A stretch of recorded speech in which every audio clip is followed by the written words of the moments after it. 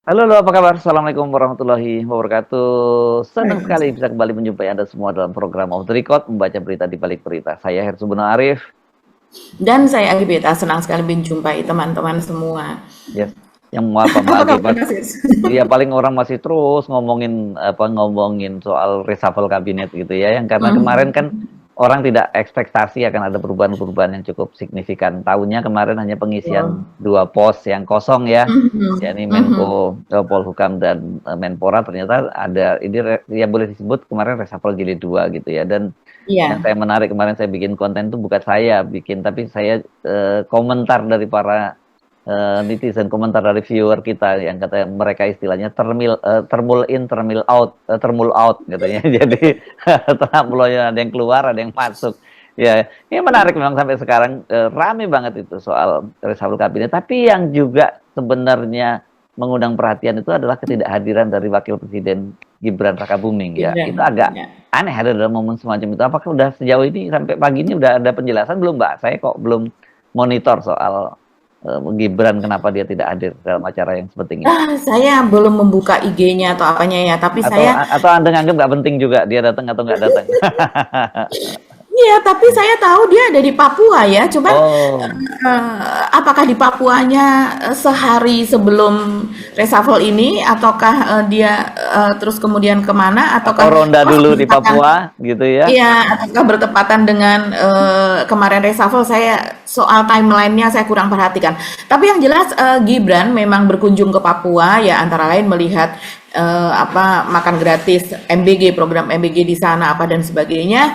Dan itu memang ya banyak mendapatkan cibiran Mas Hersu. Hmm, Apa yang bisa dilakukan di sana gitu? iya, iya. Apalagi kemudian banyak sekali dari LSM kita, bahkan BBC juga membuat video panjang suara masyarakat Papua yang mempertanyakan ngapain ke sini kalau nggak bawa Iya, solusi yang konkret. iya. Bapakmu itu dulu sudah berkali-kali ke sini dan nggak ada perubahan. Semuanya omon-omon dikatakan begitu. Ngabisin Jadi anggaran aja ya, penerbangan ke sana tuh jauh banget, gede banget itu biayanya. kayak ke luar negeri kemana jauh lebih mahal daripada ke negara-negara tetangga kita. Belum lagi pengawalannya karena dianggap Papua keamanannya kurang dibandingkan daerah lain begitu kan. Jadi ya orang sekarang sudah semakin sinis.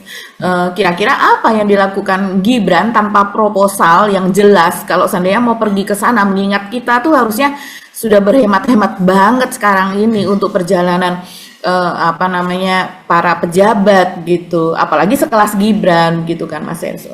Iya, nggak apa-apa kalau mau ronda ke perbatasan juga gitu kan, bikin konten lebih menarik gitu. Oke, tapi Iya, yang nggak, jelas sih memang bikin konten lah. ya, ya oke, nah, datang nggak datang mungkin nggak terlalu penting amat yang kita bicarakan ya Mbak Agi ya.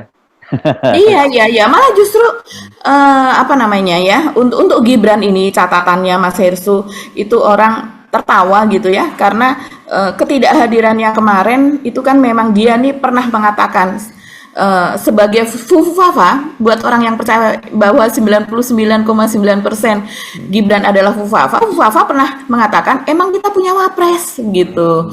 Nah, itu dia tujukan kepada Pak Maruf Amin ketika itu. Jadi memang perannya kan Pak Maruf Amin ini kan tidak bukan apa ya, bukan media darling begitulah ya. Walaupun dia bekerja, Pak Maruf itu bekerja loh. Banyak sekali apa dia soal pendidikan, soal kebudayaan, ke kampus-kampus berdiskusi apa dan sebagainya. Oh ya, Kalau saya ikut mengamati apa sih yang dilakukan Pak Maruf karena memang penasaran gitu ya. Jadi paham lah, jelas dia lebih berkualitas Pak Maruf Amin daripada oh, Gibran profesor gitu. beliau itu loh, politisi loh. Profesor, bukunya banyak, ininya banyak gitulah. Kalau seandainya Pak Maruf itu kalau berdiskusi itu kan juga menarik Sersu Menarik. gaya-gaya Ya, itu yang ya, ya. kemudian dia bisa membalikkan pernyataan lawan bicaranya dan sebagainya. Oke, kita ngomongin langsung saja soal soal reshuffle-nya, dan tapi juga nanti ini kelihatannya justru Erick Thohir yang menjadi pusat perhatian sekarang ini Mbak Agi ya, karena bagaimanapun juga posisi dia sebagai ketua umum PSSI dan juga kemudian sekarang jadi Menpora. Kan orang jadi teringat dulu Menporanya dulu mengundurkan diri itu demi menjadi wakil ketua umum PSSI. Sekarang yang terjadi justru malah Erick Thohir diturunkan pangkatnya dari Menteri BUMN, Menteri Negara BUMN. Mhm. Ini kan yang waduh berapa ribuan triliun ya asetnya Mbak Agi ya kalau BUMN Ya. itu ya total. Betul. Dan kemudian tiba-tiba suruh ngurusin Pemuda dan olahraga. pemuda dan olahraga yang anggarannya terbatas. Jadi mungkin Pak Prabowo duitnya mesti udah banyak dia nih di Menteri BUMN, sekarang suruh olahraga jadi supaya nggak cari sponsor lagi deh olahraganya, mungkin jangan-jangan gitu. Ya. Iya ya, ini Erick Thohir ini mendapat banyak sorotan Mas Hersu karena memang kemarin pada saat pelantikan bertepatan dengan pelantikan itu kan dari siang menuju sore ya. Ternyata pada saat yang sama itu ada dari organisasi begitu masyarakat sepak bola Indonesia, disingkat apa tuh? MSBI begitu ya. Dengan itu melaporkan Erick Thohir ke KPK. Jadi ini lumayan rame karena kok peristiwanya bisa bertepatan seperti itu begitu, dan banyak media yang juga menyoroti soal ini dan memang akhirnya dilaporkan. Netizen mengatakan demikian karena memang soal hibah dari FIFA ini dari tahun 2023 kalau tidak salah, yang ketika itu Pak Jokowi senang betul ya karena akan mendapatkan hibah sebesar 85,6 miliar kalau tidak salah setelah dikurskan ke Indonesia, kalau jumlahnya itu ya jutaan US dollar lah begitu. Dan ketika itu kan sempat, kalau masih ingat, Jokowi mengatakan bahwa akan dibangun training center nanti timnas akan Saya ingat itu. Saya ingat ya. Lihat kayak di peta begitu sambil nunjuk-nunjuk begini gitu ya itu ya. Saya ingat Betul. Ya. Betul. Terus Beda kemudian dia gitu kalau mengatakan, kata Mbak Agi pasti kan gitu. ya, dan kemudian itu dikatakan ada 8 lapangan gitu, 8 lapangan yang akan dibangun di sana, dan itu akan menjadi training center. Pokoknya akan sangat mewah lah, ada sauna, ada semuanya serba ada di sana untuk kebutuhan para pemain. Jadi supaya mereka itu nyaman semuanya di sana. Dari mulai hiburan, ada teater, ada apa dan sebagainya. Tempat menginap mereka, jadi mesnya pun dibuat senyaman mungkin dan sebagainya. Jadi memang timnas kita diproyeksikan untuk berlatih di sana gitu. Dengan demikian mereka akan mendapatkan fasilitas yang mumpuni dan diharapkan akan mencapai kemenangan. Nah, ini justru saya baca ini di Ermol ya. Ini malah justru kebalikannya Mas Hersu. Akhirnya saya mendengar dari teman wartawan gitu yang mengatakan itu lapangannya goib Mbak gitu loh. Goib gimana ceritanya begitu kan? Mirip Ya udah. SMK nih jadinya. Iya betul, saya bilang bukannya ketika Pak Jokowi lengser itu sudah dikatakan sudah terbangun 2 lapangan gitu. Iya, tapi jauh dari apa yang dikatakan Jokowi semula, yaitu yang dimana itu mewah dengan segala fasilitasnya apa dan sebagainya begitu kan. Oh ya, saya sendiri ya baru tahu begitu. Dan coba saya bacakan ya. Jadi Erick itu dilantik Presiden Prabowo tepat pukul 15.00 jam 3 sore ya. Dan jam yang sama laporan dugaan korupsi Erick dalam Pembangunan Nasional Training Center atau NTC, atau beberapa juga mengatakan bukan nasional tapi Nusantara Training Center karena ibu kota IKN kan namanya Nusantara. Itu di kawasan ibu kota Nusantara dibuat masyarakat ya, laporannya itu dibuat oleh masyarakat sepak bola Indonesia MSBI. Nah, terduga terlapor adalah Erick Thohir sebagai Ketua Umum PSSI dan Jokowi yang saat itu menjabat sebagai presiden, dan yang melaporkan ini adalah Ketua Umum MSBI sendiri, Sarman El Hakim, yang kemudian dia menjelaskan bahwa gedung National Training Center itu dibangun dengan dana APBN sebesar 90 miliar yang menurut Sarman mengangkangi peraturan antara lain tidak tercantum dalam pagu indikatif, tidak berbasis perpres atau Kepmen, keputusan menteri, serta tidak melalui perencanaan resmi. Loh bagaimana? Bukannya waktu itu Pak Jokowi sudah berkali-kali, dan ketika pembangunan saya masih ingat, itu ditinjau berkali-kali oleh Jokowi, oleh Dito Aryo Tejo, oleh Erick Thohir beberapa kali juga, kemudian oleh Arah, Menteri Perumahan dan Kawasan Pemukiman tuh. Jadi banyak sekali yang tertarik gitu untuk melihat bagaimana perkembangannya. Ya. Dan ini dikatakan, selain itu pembangunan dibiayai dana hibah tahap awal FIFA senilai 5,6 US dollar atau sekitar 85,6 miliar rupiah yang diduga dikelola langsung oleh PSSI tanpa mekanisme pencatatan ke kas negara. Lu kok bisa? Tidak melalui proses hibah resmi dan tidak diaudit Badan Pemeriksa Keuangan atau BPK. Wah, ini tuduhan serius ya, karena setiap dana hibah itu harus dicatatkan ke kas negara, ada peraturannya. Dan kemudian dia mengatakan berarti duitnya ada ya, udah berarti hibah dari FIFA itu betul-betul ada. Duitnya ada lah Mas Hersu, duitnya ada. Dan kabarnya ini memang akan dibangun dalam beberapa tahapan begitu kan. Dan ketika itu memang akan diresmikan sebelum Jokowi lengser. Jadi Jokowi itu lengser tanggal 20 Oktober dan berkali-kali dari sejak bulan Agustus sampai dengan bulan September tahun 2024. Jadi sejak 2 bulan sebelum Jokowi ini lengser itu ditinjau terus, terutama oleh Jokowi sendiri.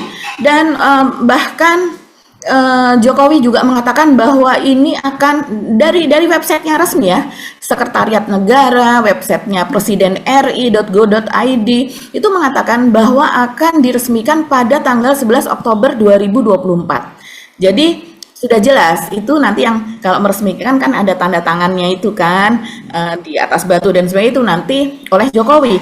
Tapi ternyata sampai dengan Jokowi selesai itu tidak diresmikan juga Mas Hersu. Sepanjang sepengetahuan saya ya, itu tidak diresmikan. Saya menanyakan kepada teman wartawan olahraga, enggak kok waktu itu enggak jadi diresmikan gitu. Nah, coba saya lanjutkan. Peruntukan dana hibah FIFA seperti ini jelas-jelas melanggar PP nomor 10 tahun 2011 tentang tata cara pengadaan pinjaman atau penerimaan hibah luar negeri katanya. Total anggaran pembangunan NTC sekitar 170 miliar, jauh lebih besar daripada hibahnya. Namun berdasarkan tek fisik ke IKN, gedung NTC yang dibangun jauh dari standar. Ini menurut Salman El Hakim tadi ya. Taksiran kami gedung yang terbangun paling habis 20 miliar rupiah. Dan sampai saat ini gedung tidak dimanfaatkan sebagaimana mestinya. Bila diperlukan, KPK harus memanggil Erick Thohir, bahkan jika dibutuhkan Joko Widodo juga bisa dimintai keterangan. Ya, itu pernyataan dari Salman ya. Tapi kalau kita melihat Mas Hersu, dengan dana yang sebesar itu harusnya sudah lebih maju ya daripada daripada pembangunan yang sekarang. Jadi ini wajar juga kalau seandainya kemudian mencurigai bahwa ada apa-apa nih di proses pembangunannya gitu. Selain tadi katanya tidak dimasukkan ke dalam pencatatan kas negara dan tidak diawasi oleh BPK. Begitu juga pembangunannya tersendat-sendat. Yang katanya begini-begini ini sudah maju, bahkan Jokowi sudah ngedabrus lah istilahnya ya. Kan dulu Jokowi senang banget. Ini nanti ini dan yang lain-lain pada begitu. Semuanya begitu, gitu kan. Tapi ternyata sampai sekarang tidak. Dan benar, saya tanya lagi. Jadi saya harus berkali-kali karena saya bukan orang wartawan olahraga dan saya juga tidak mengikuti isu tentang sepak bola. Saya bertanya lagi, apakah betul gitu? Pak Jokowi kan sudah berkali-kali mengatakan bahwa kan bahkan bulan Agustus 2024 dia mengatakan September itu sudah akan digunakan oleh untuk training center atau pemusatan latihan oleh timnas.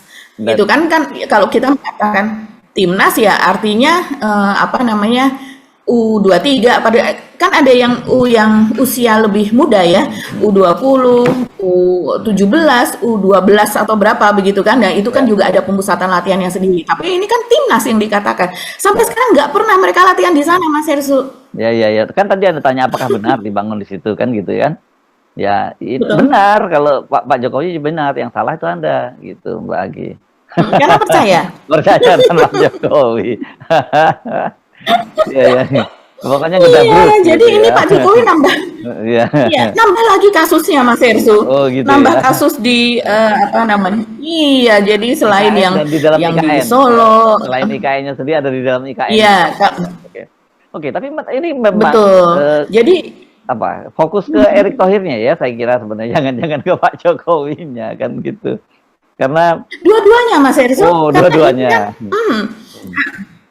Dua-duanya, karena ini kan proyek IKN itu sendiri adalah PSN ya, proyek strategis nasional. Iya, Dan kemudian semua yang ada di dalamnya itu juga proyek strategis nasional. iya, Yang tadinya dikatakan misalnya training center seperti ini, kemudian tadinya katanya akan dibangun dengan dana hibah saja, tapi kemudian ada APBN yang masuk ke situ, seperti dikatakan tadi oleh ketua apa namanya sepak bola Indonesia, masyarakat sepak bola Indonesia tadi, yang seharusnya harus ada keputusan menteri atau semacam apa gitu ya, untuk dialihkannya anggaran itu ke situ begitu. Dan ya, tapi terutama mungkin bukan itunya ya, lebih kepada dana sekian besar kok pembangunannya sampai sekarang begitu, ya. dan segala yang dipercakapkan sebelumnya ditargetkan itu jauh di luar itu. Oh ya, ada lagi Mas Hersu, yang bahwa sekarang ini kan kalau kita lihat ya, untuk timnas kita, mereka kan malah memilih latihan itu, latihannya meminjam di lapangannya Bali United Nah, di Bali begitu. oh, Dan lebih kemudian menarik itu di sana ya. betul, dan ini juga menarik begitu. Kenapa latihannya di Bali United, sementara katanya sudah ada training center di sana gitu, yang seharusnya malah sudah bisa dipakai sejak September 2024 loh, sudah 1 tahun sekarang September 2025. Dan apa yang dinyatakan oleh Exco atau Komite Eksekutif dari PSSI, yaitu Arya Sinulinga, ini adalah tangan kanannya Erick Thohir, ini orang kepercayaannya Erick Thohir, dia malah justru mengatakan, nah sejak awal sudah kami tetapkan training center di IKN itu untuk yang muda dan putri gitu. Jadi maksudnya untuk timnas yang usia muda gitu ya. Sementara untuk senior, tahu dong pemain senior kami itu sudah levelnya berbeda. Kok bisa ya? Jadi mau tidak mau hotelnya, lokasinya, apa semua memang sudah harus premium. Sementara kalau di IKN itu kan memang masih bentuknya kayak mes gitu ya. Jadi ya berbeda gitu. Ini kan menelanjangi apa yang dikatakan oleh Erick Thohir sendiri, menelanjangi apa yang dikatakan oleh Jokowi, terutama ini kan orangnya Jokowi juga nih, si Arya orangnya Erick Thohir, orangnya Jokowi, begitulah ya. Ini akhirnya membuka kenyataan bahwa apa yang dikatakan oleh Jokowi pada bulan Agustus, bulan September pada tahun yang lalu ya betul-betul ternyata itu goib dan gedabrus, karena dia bilang sudah siap. Sudah siap artinya mesnya juga sudah siap seperti yang dia katakan, akan dibangun mewah, semua fasilitas, full fasilitas, pokoknya semua yang nomor satu apa dan sebagainya. Ternyata Arya mengatakan demikian. Dan kalau pemusatan latihan setahu saya sih bisa sampai 1 bulan misalnya ya, apalagi dalam persiapan untuk Piala Dunia dan sebagainya. Dan kita banyak pemain asing, banyak pemain naturalisasi. Kalau yang pemain bola wanita saja ada berapa ya? Kata teman saya sih sekitar 6 atau berapa begitu pemain asingnya, apalagi yang untuk pria yang memang untuk Piala Dunia yang sangat ditunggu-tunggu, mungkin jumlahnya belasan, mungkin bisa jadi 20, dan mereka di sela-sela latihan itu biasanya kan harus ada hiburan begitu ya, yang sudah cuci mata, jalan-jalan dan sebagainya, yang kalau di Bali pasti mereka memilih Bali ketimbang ada di IKN begitu. Kok bisa begitu, Mbak? Kan IKN, waduh, ibu kota yang udaranya bersih, bersaing dengan kota-kota dunia, kata Pak Jokowi. Masa kok lebih pilih Bali orang itu? Aneh juga itu. Iya, orang Pak Jokowi aja lebih milih Sumber di Solo. Oh iya, Iya kan, iya, iya, daripada iya. di IKN. Nah, Jadi apalah kalau seandainya orang itu mengatakan apa yang dia katakan itu memang betul, pasti dia akan memulainya lebih dulu iya. gitu kan. Pasti ya dia akan dengan senang hati dia akan tinggal di sana dan sebagainya. Oke, tapi kalau kita balik ke Erick Thohir, ini kan dia berarti dia sekarang merangkap dong sebagai Menteri Pemuda dan Olahraga dan juga sebagai Ketua Umum PSSI. Kan ini apakah tidak melanggar statuta FIFA ini? Karena kan biasanya kan kayak organisasi-organisasi semacam ini melarang ada keterlibatan pemerintah, Mbak. Gitu. Iya, tapi sekarang sudah dilantik dan katanya akan segera itu Mas Hersu, akan segera dibenahi begitu ya. Sampai sejauh ini sih dari FIFA-nya mungkin hal itu pernah terjadi juga begitu di tempat lain saya kira, karena dengan pengangkatan Erick ini saya lihat Gianni Infantino yaitu presiden FIFA juga mengucapkan selamat ya di IG-nya. Saya sempat ngintip begitu, walaupun rupanya IG-nya Gianni ini agak unik ya. Padahal ketika dia mengucapkan selamat kepada Erick itu udah sekitar ada 100.000 kalau tidak salah, 100K gitu kan, berarti 100.000 ya. Tapi ternyata yang berkomentar hanya satu, sejauh saya membukanya ya, Hmm. dan itu adalah Erick Thohir yang kemudian mengatakan thank you for your kind, congratulations, bla bla seperti itu gitu. Dan Gianni ini mengunggah foto sampai 10. Ini persahabatannya dengan Erick memang sangat dekat ya. Ya kita tahulah orang FIFA, kita harus pandai mengentertain mereka juga. Dan di sini dia mengatakan my heartfelt congratulations to Erick Thohir on being appointed as Indonesia new Minister of Youth and Sports, dan selanjutnya lah seperti itu. Tapi fotonya banyak sekali, sampai 10 kebersamaan dia dengan Erick Thohir. Saya nggak tahu ya, apakah dengan dilantiknya Erick Thohir itu kita mesti mengucapkan selamat atau duka cita gitu kayak. Karena kan sebenarnya kalau kita lihat posisi sebelumnya, itu kan dia sebagai Menteri Negara BUMN. Walaupun kita tahu sekarang kan dia kan cuma menteri odong-odong ya, karena kan BUMN-nya semua sudah dipindahkan ke Danantara kan, jadinya ya dia nggak ada Iya. kerjaan di situ gitu loh. Ya, tapi kan sebelumnya dia sangat-sangat berkuasa, Mas Oke. Hersу. Iya, iya sebelumnya. Iya. Tapi sejak kewenangannya dipangkas dialihkan ke Danantara ya memang nggak ada, itu kan jabatan kosong. Jadi makanya saya lagi berpikir apakah Iya. masih perlu ada Menteri BUMN gitu, dan kena pertimbangannya apa kalau Pak Prabowo kemudian menempatkan dia di olahraga, apa karena ya passion dia di situ. Karena saya pernah membaca juga di eranya Jokowi, Erick Thohir itu pernah ditawari untuk menjadi Menteri Pemuda dan Olahraga, tapi dia menolak pada waktu itu gitu. Ya, karena ini memang nggak terlalu basah ya. Bukan nggak Nggak ada terlalu. basah, ini malah kering, ini dia harus banyak bisa cari duit. Iya, malah kering setiap ada event tersendat karena sponsornya kurang apa dan sebagainya. Iya, iya. Yang ya walaupun begitu kan tetap ada korupsi juga di apa Kementerian Pemuda dan Olahraga dari yang sudah-sudah. Oh, Ya kalau saya korupsi di kira mana aja. iya, dan ini saya kira ini apa ada nuansa Erick Thohir ini kan salah satu yang berjasa juga untuk menaikkan Pak Prabowo dengan Gibran begitu ya. Walaupun sempat ada isu dia ini lebih menginginkan menjadi wapres gitu Iya. kan. Besar dan kemudian iya sekarang ini dengan dia menjadi Menteri Olahraga dan kemudian ada tuntutan semacam ini, dia masih selamat lah. Lagi masih jadi presiden begitu kan. Ini kan tergantung sikap Pak Prabowo nantinya. Walaupun di luar tetap mengatakan enggak, presiden enggak cawe-cawe, presiden enggak akan mengintervensi begitu. Tapi kalau Pak Prabowo persilahkan, udah silakan gitu ya di ini saja, Diproses. diusut saja ya, karena itu Ya. gitu. Walaupun kalau kita lihat ini dari apa namanya ketua umum dari gerakan ketua umum dari masyarakat ya sepak bola Indonesia sendiri ya, kalau ininya kan dia orangnya Nurdin Halid lah begitu, dari sejarahnya kita bisa lihat demikian begitu Mas Hesu, dan orangnya juga cukup kontroversi ini Pak Sarman ini, yaitu dia pernah mencalonkan juga menjadi ketua umum PSSI tapi dia mundur begitu ya, dan akhirnya yang terpilih Lanyala Mataliti dulu. Ya. Dan kemudian tapi kontroversinya bukan karena mencalonkan menjadi ketua umum PSSI, semuanya orang boleh, tapi dia pernah memprotes seperti menghadang Putin misalnya ya, Oh, iya. menghadang Putin dengan membawa spanduk supaya didukung Indonesia menjadi tuan rumah dari Piala Dunia tahun berapa. Terus kemudian pernah juga di Brazil, dia ketika ada event sepak bola di sana dia juga membawa spanduk juga yang seperti itu gitu. Jadi orangnya memang vokal dan berani lah. Kita lihat ini nanti bagaimana KPK reaksinya terhadap hal ini. Oke. Karena kalau Erick Thohir sendiri sebagai Menteri BUMN sendiri sebenarnya banyak sekali kasus di BUMN karya, banyak kasus juga nggak usah di karya.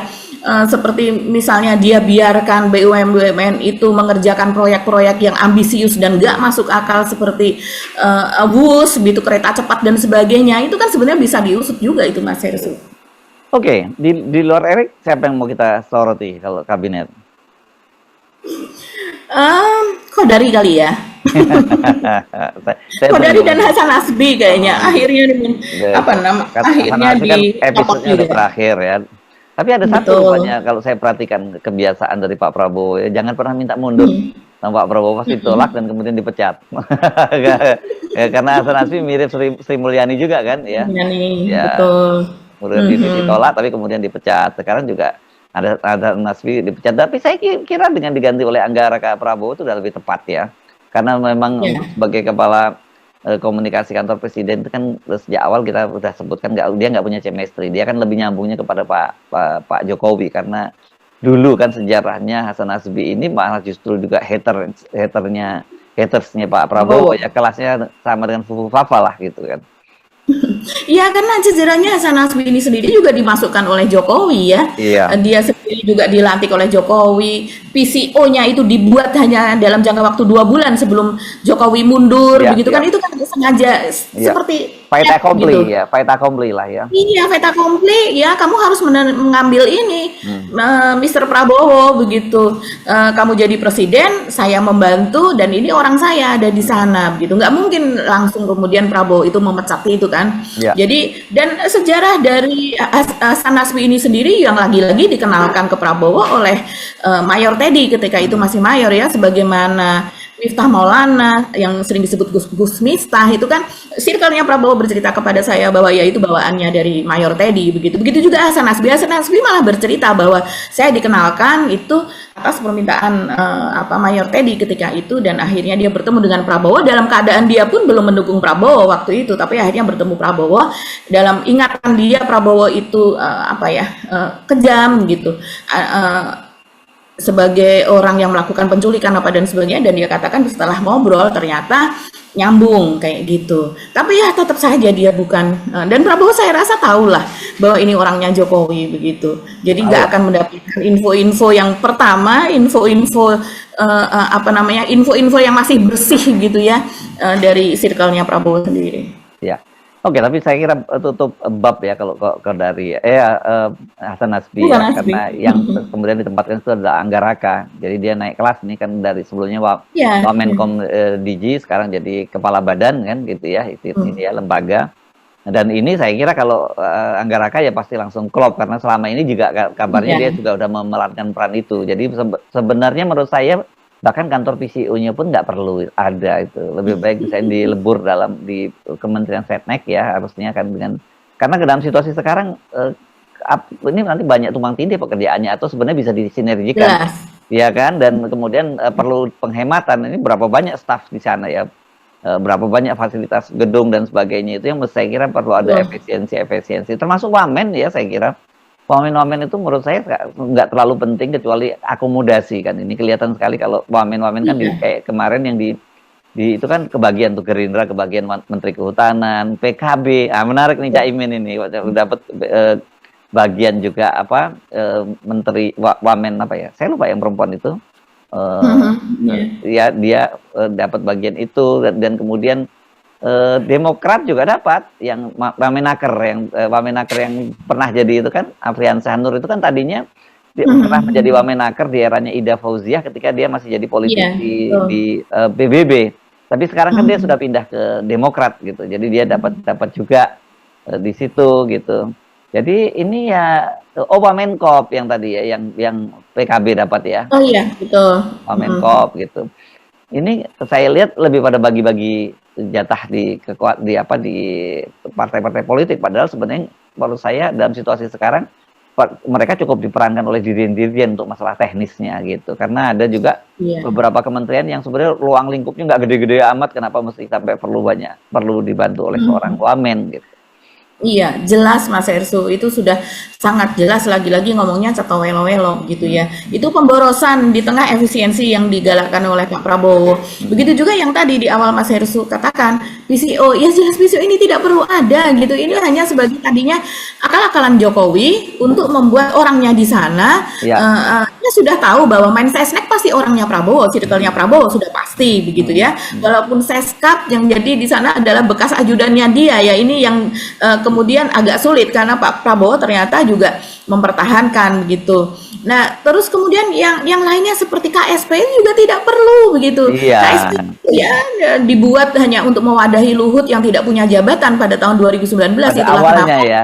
Pada awalnya. Ya ketika Ibu ditolak Ibu Megawati untuk masuk kabinet ya gitu ya. Iya, itulah kenapa kabinet dilantik sehari setelah Jokowi dilantik ya. Kayak sama lah seperti Pak Prabowo kemarin tanggal 20 Oktober, 21 Oktober.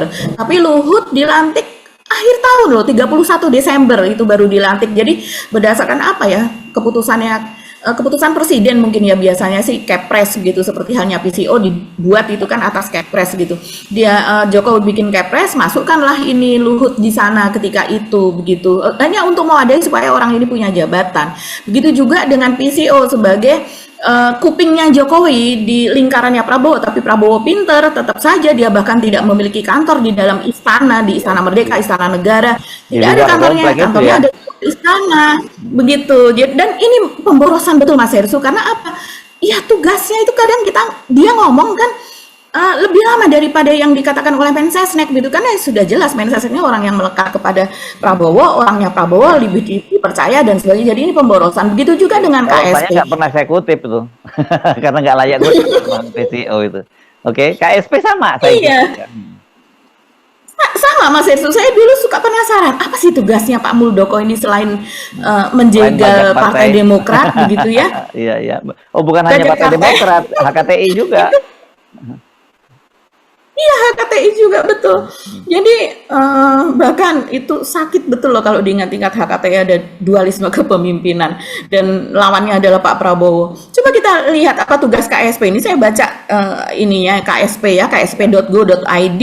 Di situ disebutkan tugas dan fungsi. Kantor staf Presiden memiliki tugas memberikan dukungan kepada Presiden, Wakil Presiden dalam melaksanakan pengendalian program-program prioritas nasional, komunikasi politik, pengelolaan isu strategis, bla bla bla. Itu sudah bisa dilakukan oleh Mensesnek, sudah bisa dilakukan oleh Seskap juga merangkap itu juga. Dan kalau sekarang misalnya PCO tetap ada Anggaraka di situ, ya sudah jelas ini orangnya Prabowo banget Ya gitu. udah jadi Ya satu dilakukan aja. oleh PCO itu. Jadi iya, ngapain ada KSP? Dan di KSP itu Mas Hersu orang tugas sampai ke daerah-daerah. Kalau dulu Muldoko itu melakukan pemantauan terhadap proyek-proyek PSN. Jadi kata dia untuk percepatan yang dimana mungkin Pak Jokowi tidak bisa memantau secara langsung atau mendapatkan laporan yang tidak laporannya tidak tepat. Maksudnya ini sudah sampai sekian persen Pak, padahal aslinya cuma baru berapa persen. Nah itu kerjaannya Muldoko. Tapi menurut saya kan ada menteri teknis. Ngapain menteri teknis dengan sekian banyak dirjen apa dan sebagainya. Jadi betul-betul itu semua Ya apa memang tidak. betul. Secara fungsi dia nggak ada fungsinya, karena ini kan sebenarnya gaya-gayaan ngikutin di White House ya, di Gedung Putih itu, bahwa itu West Wing gitu kan sebenarnya KSP itu. Tapi kan di sini udah ada Menteri Sesnek itu yang harusnya mengambil peran-peran itu. Jadi memang nggak ada gunanya. Tapi dengan adanya Betul. Kodari di situ itu justru malah sangat buruk gitu loh karena citranya. Kenapa? Betul. Karena bagaimanapun dia dia pendukungnya Jokowi atau Termol. Yang kedua, dia itu salah satu pendukung dan penggagas 3 periode gitu loh. Itu 3 periode. kan Betul. catatan buruk banget terhadap demokrasi kita kan. Itu kan menabrak konstitusi, dan orang kan kemudian boleh bertanya, apa kalau kayak gitu apakah Pak Prabowo juga tergoda untuk 3 periode dengan menempatkan dia di situ? Itu kan jadinya ke situ-situ gitu loh, Mbak. Iya, belum lagi soal LHKPN-nya. Kenapa Gimana? tuh? Nah, LHKPN-nya cukup fantastis Mas Hersu. Oh iya. Ada 12. Iya, sebelum dia masuk ke KSP, menjadi wakil KSP, dan sekarang sudah menjadi kepala KSP ya. Nah, sebelum itu sudah 261 miliar yang Wow. kita tahu lah. Bahwa itu tidak semua dicatatkan. Kalau menurut menurut dari Mahkamah Agung sendiri mengatakan demikian kan Mas Hersu, bahwa dari PPATK juga mensinyalir demikian gitu. Jadi iya, kita Dia selama ini padahal melihat nggak sih bisnisnya Kodari kayak lembaga sebagai survei ya, dia dari lembaga survei gitu. Tapi iya itu tadi. Selain lembaga survei, apalagi bisnisnya yang mencorong begitu kan. Sementara kita tahu seperti Tom Lembong saja yang dia sudah dari sejak muda menjadi investor begitu ya, Wall main Street di ya gitu ya. di Wall Street gitu mainannya. Padahal tidak hanya di Wall Street, di Asia juga dia main. Itu hanya sekitar berapa Mas? 101 atau 102 101 miliar. miliar. Lebih Iya. cuma selisih 1 miliar dibandingkan dengan Budi Ari. Budi Ari. Yang mantan wartawan. Lebih kaya Budi Ari. Enggak, kayak Tom Lembong 1 miliar kalau nggak salah. Oh, kayak Tom Lembong. Iya, Iya. Begitu juga dengan yang lain-lainnya. Johnny G. Plate kan kita tahu dia itu pengusaha sebelum menjadi menteri, walaupun dia kemudian tersandung, dia itu sudah moncer sebagai pengusaha gitu ya. Makanya dia kemudian juga menjadi orang yang terdepan lah begitu di DPP Nasdem. Banyak sekali. Dan ternyata lebih kayak Kodari begitu ya, secara atau seimbang begitu yang mereka yang moncer sebagai pengusaha selama ini. Ya. Oke. Iya, jadi dorong anak muda untuk menjadi tukang survei, untuk menjadi Oke. pensurvei. Karena ternyata kaya-kaya semua. Begitu juga dengan Denny JA, begitu kan ya, yang sekarang menjadi komisaris utama Pertamina Hulu Energi kan dia mengatakan saya punya hotel, saya punya apa kata lembaga pendidikan, saya punya semuanya usaha-usaha itu ya. Ya biasanya kalau yang seperti itu punya tambang juga biasanya sih ya mereka merambah ke Ya. berbagai punya restoran dan sebagainya begitu. Ini dari awalnya ya kita melihat dari lembaga survei juga begitu.